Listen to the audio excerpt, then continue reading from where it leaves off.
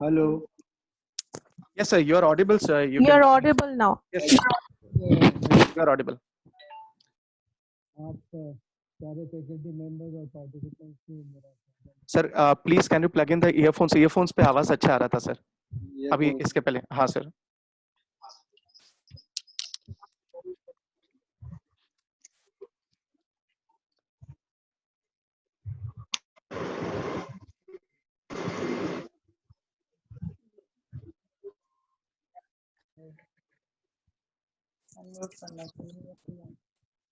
Hello.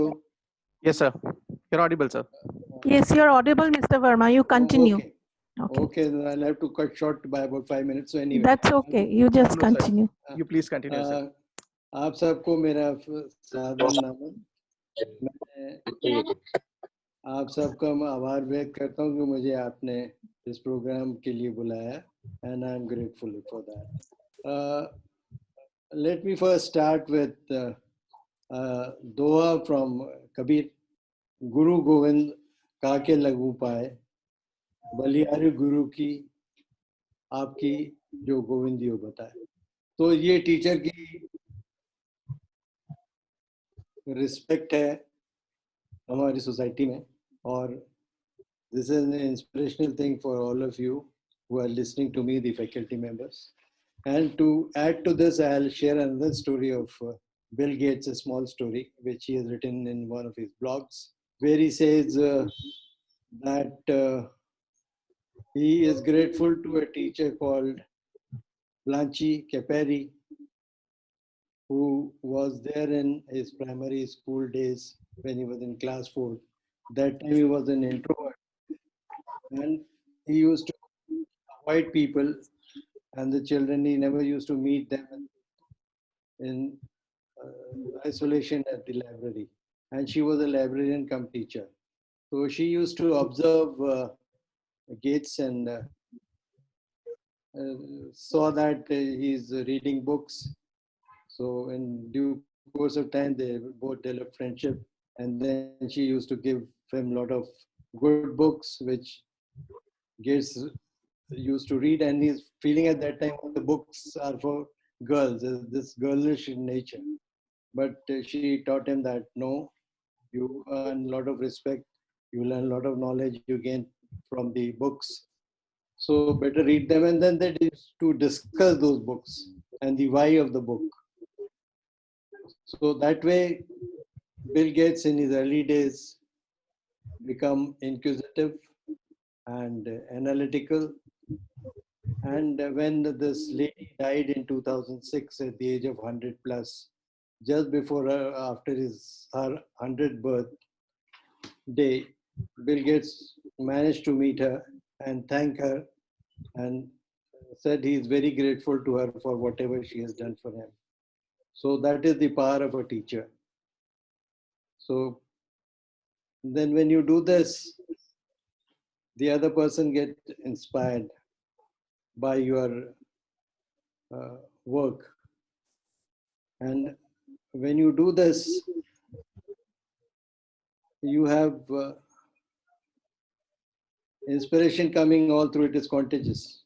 Another story I'll tell you about this is even Melinda Gates gets inspired by the work my daughter and son-in-law are doing. And she has mentioned that in her address to Harvard, Stanford, John Hopkins, and in her book, In the Moments of Lift, that's her first maiden book. She wrote about them and she said that she's inspired by the work they're doing. And this happens because what happens is the why of the two organizations meet. My daughter Aarti and son-in-law Dr. Vishwajit, they run NGO called Community Empowerment Lab. And their why is saving the children of this world newborn at all cost. And Bill Gates Foundation why is all lives have equal value. So the why of both the organizations, they inspire each other. So that is how the inspiration goes to the next level. And when you are doing this, a lot of other things emerge. I'll talk about the WH theory now because the time has run out because of technical problems. So in WH, W means why, how, what, when, where, who, whom. This is like a life seed. Anything you do in life has got these 7 ingredients. It defines the situation. It defines everything, whatever you do. Like it could be your history, it could be in the present focus, this thing, or even if you're projecting your things outside for future. Everything is embedded into this. And when you take questions along with this, like why we do what we do, how we do, and who am I, why am I, who are we, and why are we? When you take these questions along with this WH together, you come to various stages of empowerment. Now, when a child is born, at a certain age, he would be dependent, like उसको वो cake चाहिए तो बोलेगा मुझे cake चाहिए, but he will not know why and what. He simply wants cake, which is given by the mother or by anyone else who is there. So after some time, the child starts developing into pre-independence. So in that stage, he will say he is hungry and it will give me strength. So he starts, who am I? When you start, who am I? That means he's trying to identify himself with little independence. And when he changes from who am I to why am I, it is a stage from where, from pre-independence, he is going to interdependence. That means at that stage, when you have why are we, how are we, and why are we in a collective manner, then a kind of a synergy and teamwork and everything develops with the interaction of individual with the society and the collective group. And within that group, the shared vision gives you a greater good of others. And then you find your own kind of a vision within that shared vision. And at that stage, you become empowered. At that time, you have your own power, money, egos, knowledge, everything together. So that is an empowerment stage when you reach by questioning all this. And after that, you come to how you do it. This is done by a lot of things. And I'll tell you the story of my own family because that's the best way to relate. And this is done by a mechanism we had for ourselves as a family. We used to sit every day for 1.5 hours after dinner time to discuss the growth path of our family, in which we only used to discuss things other than academics. Academics was not at all discussed. That was done before the dinner time or any other time. But this 1.5 hours we used to spend together questioning ourselves about these 6 W's and H. So what all we used to discuss, I'll tell you that. First was the books, what kind of books you must read. And I'm a voracious reader. My personal collection will be more than 1,000 books I have with me. And I used to write footnotes at the back of all books, giving the core idea of that book written in pencil. And these children used to observe me, and then they'll read that and then make their own judgments, scroll through other things. So they used to get a feel, the hang of that particular book. So the books were there in the shelf of each of both the children. They had a special shelf for their own books. And the most common books which have got made difference to the world were there on their shelf. The one book was by Napoleon Hill, Think and Grow Rich. The second was How to Be Friends and Influence People by Dale Carnegie. Then there was Frames of Mind by Dr. Howard Gardner, Professor of Psychology of Harvard University. That had the multiple intelligence theory on it. Then there was a book by Stephen Covey on 7 Habits of the Highly Effective People. So these were the kind of books which sort of in the early childhood got into their frame of mind and which gave them a lot of, hello? Yes, sir. You're audible, sir. Please continue. So they used to read these books and they got a hang of whatever the life is, how you go about various things. And then there were cinemas. Those days, Gandhi picture was one of the most powerful movie. Then there were Sound of Music and things like that. Now in present time, you can talk about Three Idiots and Check the India. They had all positive energy in the quality of leadership, the followers, what kind of follower you could be, what kind of leader you could be, and how do you attack a particular problem, how you can achieve the movements. Like Gandhiji went in for independence movement. People didn't follow Gandhiji. They followed what he believed. That is the independence for all of us. Because of that, they joined Gandhi, not Gandhi as an individual. So this is the way we developed an insight into the way we work. And coming back to the W's, another important thing is why and how and what and how. Why and how gives you the heart and soul of a particular thing. You get passionate about things.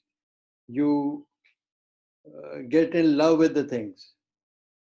And this gives you bliss, happy, and joy together with peace. There is no competition in this. Because of the passion, you don't feel the stress.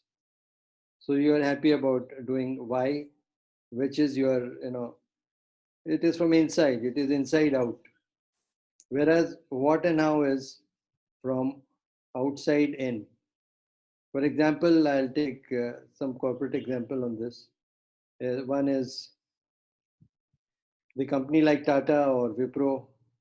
They are different kind of companies. They believe in their values, belief system, authenticity, trust, and they try to project that rather their products. And whereas there are companies which I would not like to name, they work on the features of their products. So in case of the value-based company, the marketing point is their people, the kind of challenges they can take. They challenge the status quo. And in case of what, you are more busy in resolving the conflicts. You're pushing the things through money, advertisement, and trying to show that you are the better than the other. So Apple also is one company which does exactly the same thing. And that's why Apple's credo is based on values. And therefore, they don't have to advertise much. People take for granted that if it is Apple, it is the best. So they don't have to advertise at all. So this is the advantage of why and how. And before you go into why and how, one should self-love, love of thyself. Then that person should be authentic. He should be trustworthy. And he should have empathy for others. And a host of other values which are necessary to as a prerequisite to the being ourselves. So this is the way we start, and I've talked about the books and the cinema. The next thing we discussed among ourselves was the Gurukul system of learning. Now this system, through this system, we learned, unlearned and relearned everything. I'll tell you briefly what the Gurukul system is. In English, there is one word called teacher. But in Sanskrit, information and data is given by Adhyapak, knowledge is given by Upadhyay, skill is given by Acharya, Dronacharya, Kripacharya, you must have heard in Mahabharata. Then insight is given by Pandit, vision is given by Drashta. And once someone has got all these five, he is able to integrate and connect the dots. That person gives you wisdom, and he is the ultimate person, and he is Guru. So this is how the whole system of this works. And I'll go one by one on each of these. Information and data is given by Adhyapak. So what we used to do was, academically, the children would study at their schools by their own teachers. But I had made another way of giving them different perspective, was to have a different set of teachers who were names in their own domain. For example, the chemistry was taught by Mr. Oja, sir of Campaign School, to my children. Physics by Dr. Shams Qureshi of Manit. Mathematics by VP Sinha of Manit and Dr. Brijesh Patel of Campaign. So we had a set of these teachers who were experts in their own field, which provided a much broader perspective than they were getting at the school level. And the second thing was, the knowledge part was, as I told you, was given by books, by cinemas, and also by the discussions we had together, different case studies, narrations. And then the skills, again, the skill, insight, and foresight, they go together with Guru. So we had 2-3 gurus for the children. One was Mr. Narona. He was state's chief secretary for almost 8 years, in probably the highest tenure any chief secretary has gone in the country. He was an ICS guy. And he was the one who used to, in the childhood days, used to work with my children. And then afterwards, when Aarti was about 11 years old, she went to Mumbai to a colleague of mine, ex-colleague, who is now Unilever chairman, Mr. Sanjeev Mehta. Oh, And he was the one who taught her at that age the cash flow, balance sheet, and profit and loss account, and all the leadership qualities. And she stayed with him for almost 1.5 months and came back a highly learned person. And so the quality of education at the age of 12, she had a total given a handicap of almost 6, 7, 8 years to the people at the age of 20 or so. That is the same thing happened with my son as well. He stood 5th in the CA examination in the country. And that's how we developed the guru and all the mentors and guides and for each one of them differently. And of course, we ourselves used to guide them. My wife is a professional teacher, and she loves to dabble with the children, and has plenty of proximity even now with them, and teaches them free. So this is the way we have passion for learning of other people, so they can also go very high in life. Same thing has gone into my grandchildren. My granddaughter at the age of 7 started an entrepreneurship campaign, and she started making jewelry with the help of the underprivileged children who were living nearby, 5, 6 of them. And her aim was that each one of them should have a roof made pakka. She couldn't do that an extent, but she was able to provide the family a cycle and also water filter for their use, because the amount of money they generated was slightly less. But then the spirit was there.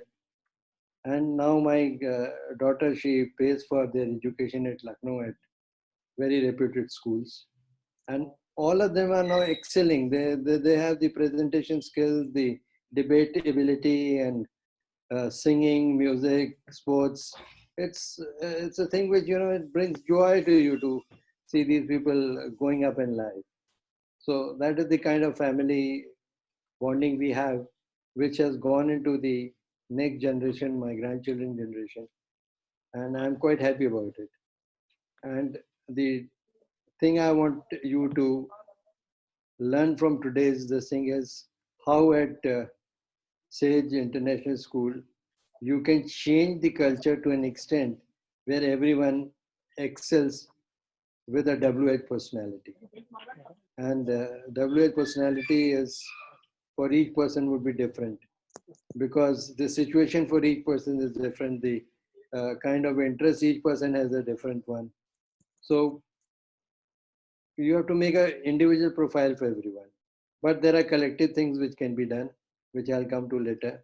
Let me explain the other point also of how we groomed up. The next was the multiple intelligence theory of Dr. Howard Gardner. So he has got a theory where he says that the brain is pre-structured with 8 or 9 intelligences. Yes, sir.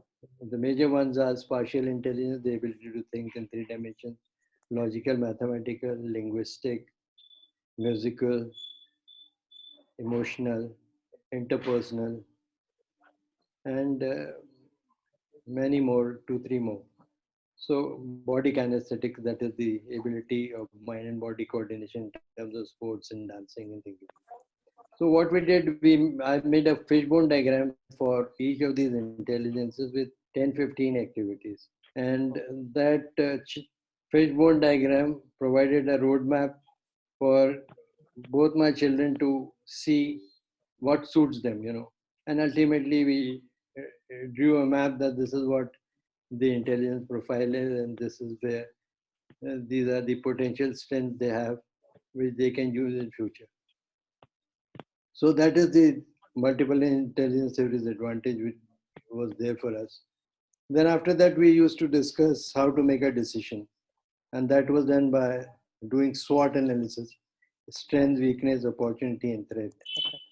And when you do that, you come with clarity and what parameters are necessary to take a decision. Similarly, if you want to take a very fast decision, a gut feel decision, you have to use 80-20. In any situation, the equation is not linear, it is skewed. And Pareto was an Italian economist to discover this. That 20% of the things are responsible for 80% of the effect. So anything you do, there are 20% important things which give you 80% of the impact. So this is it could be different ratio as well. It could be 70-30, but it is always a ratio squeeze. So this is what we did for enhancing their decision-making power. Then there was the question of opportunities. Now, before opportunities, I will say the habits are very necessary. Stephen Covey has given 7 habits. We took it to almost about 40, 45 habits to work how to, we sort of become a whole person. So that's a different ball game altogether, and you have to work on those. And then these are to be connected to the opportunities. For example, right now you have this very disruptive thing called coronavirus or COVID-19. Now this has brought in a lot of depression and things like that, a lot of adversity. But adversity also brings in opportunities. So it's a total disruption, and there will be many more opportunities one has to foresee within the system now. So disruption is one thing which gives you opportunities. The second is demographics. What kind of a population ratio you have, which can give you an advantage. The third is the lifestyle marketing changes. Fourth could be technological and new knowledge, which happens like we are talking on Zoom just now. I had a technical glitch to start with to change my equipment. So, the technology interface has to be right. And Then there are special process needs for people. Then you have the government policies. A lot of incentives are given at the moment. So what way you can utilize them? That also turns into an opportunity. So that way you have to really observe and see what opportunities are available and use your strength. So this is one way of doing things. The next comes the culture. Now, when Sopan talked about the uh, saving of 15,000 lives Yes, sir. of the newborn by Aarti and Vishwajit, it was not done by any medicine. It was done by the behavarial change in the Okay. society. It was on the interface of technology and social entrepreneurship, for which the Gates Foundation contributed generously, also WHO and Stanford, Harvard, and John Hopkins and UP government are in partnership with them to further, use this model for UP. They've already revamped 200 hospitals to take care of the newborns so they don't die. So when your shared vision is the one which makes difference to the world, suddenly your total power goes up. When you have that, uh, you are able to have significance in life. There is a service factor which gives you strength. And then it's not for you, it's for the whole world. And that's the way you make a difference to this world.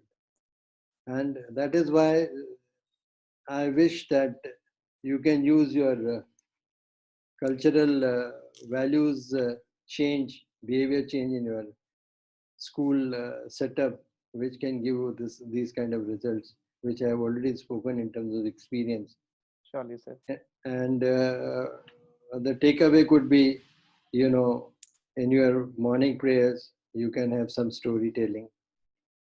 Then you can have classroom, you can have several very good books which the children can read together, discuss among themselves. Then there could be influencers both in terms of the students and also the teachers who can take the movement of WH forward. And then you can have 10, 15, 20 movies in the library, which the children can really see and learn out of those things. So these are, and debates could be there, and this program you're already running, where you get in a lot of eminent people to work with you, give their advice and their